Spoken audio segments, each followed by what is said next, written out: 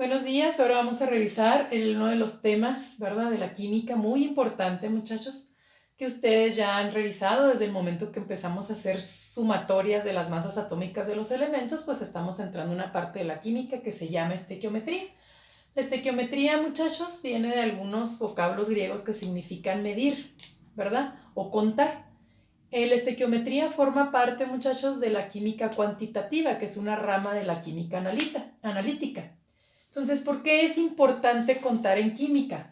Pues porque, muchachos, los científicos, gracias a la determinación de las cantidades que participan en una reacción química, como son los reactivos y los productos, si ellos tienen la posibilidad de medir las sustancias y de medir o calcular las sustancias que se van a producir, pues entonces vamos a obtener un mayor rendimiento en las reacciones químicas. Vamos a desperdiciar menos reactivos porque vamos a poder calcular la cantidad que necesitamos de sustancia para que reaccionen y vamos a poder predecir la cantidad de producto que se va a formar, optimizando así, muchachos, los procesos químicos, incluyendo los procesos químicos industriales que se dan en nuestra vida cotidiana.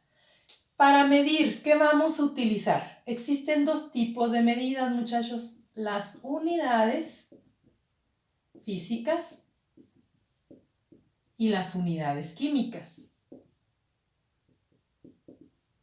Dentro de las unidades físicas nosotros vamos a utilizar gramos, miligramos, kilos, litros, mililitros, etc. Es decir, las unidades en las que nosotros estamos acostumbrados a medir volúmenes o masas.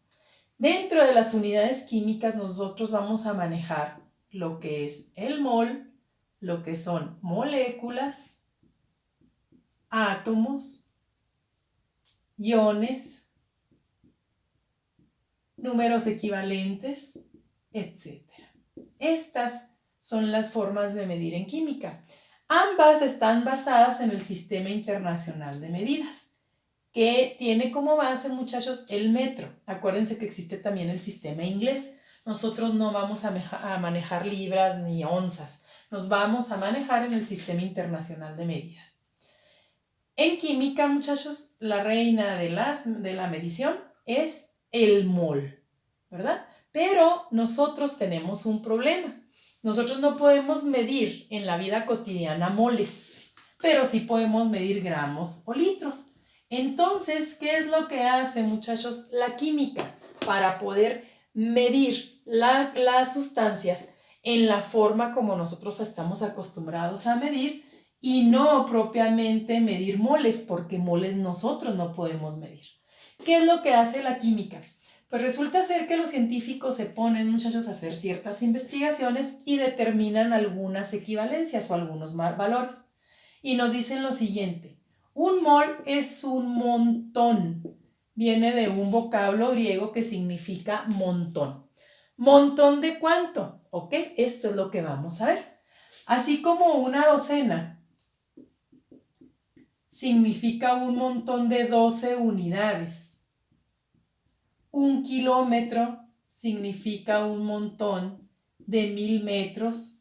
Un kilogramo significa un montón de 1000 gramos. Ok, pues también el mol tiene sus equivalencias en las unidades que nosotros podemos medir y en unidades que nosotros no podemos medir con métodos cotidianos, vamos a decirlos así, o con instrumentos de medición cotidianos, como es una báscula, por ejemplo, una probeta, etcétera, etcétera.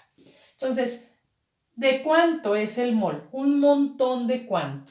Bueno, pues un científico, muchachos, llamado Avogadro, determina una equivalencia y nos dice que un mol es equivalente o contiene o es un montón de cualquier sustancia de 6.022 por 10 a la 23 partículas atómicas. Y estas partículas pueden ser, si se trata de un compuesto, pues van a ser moléculas. Si se trata de un elemento, van a ser átomos o también pueden ser iones. Esta es la primera equivalencia. Un mol contiene o es equivalente a esta cantidad de partículas atómicas de cualquier sustancia, si estamos hablando de oro, plata, cobre o compuestos como el ácido clorhídrico, el ácido sulfúrico, el agua, el CO2, de cualquier sustancia. Después, muchachos, a esto se le conoce como número de Avogadro y se simboliza con una N mayúscula y una A mayúscula como subíndice.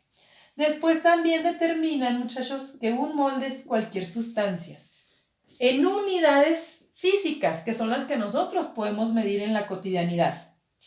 Un mol es un montón de la cantidad de gramos que hay en la masa molar de cualquier sustancia, sea un elemento o un compuesto. Y estos ejercicios ustedes ya los han hecho, ¿verdad? Ustedes ya han medido masas molares de compuestos y ya saben que la masa molar van a buscarla en la tabla periódica. Aquí, muchachos, importante recordarles, todos sus cálculos los van a hacer con 2 unidades después del punto, pero la masa molar la van a redondear. Si es la unidad después del punto es 0.5, van a redondear al entero superior. Si es 0.4, van a redondear al entero inferior. Y la última, muchachos, de las equivalencias es la siguiente. Cuando se ponen a estudiar el comportamiento de las sustancias en estado gaseoso, se dan cuenta que los gases se comportan de una manera diferente a las sustancias líquidas o sólidas.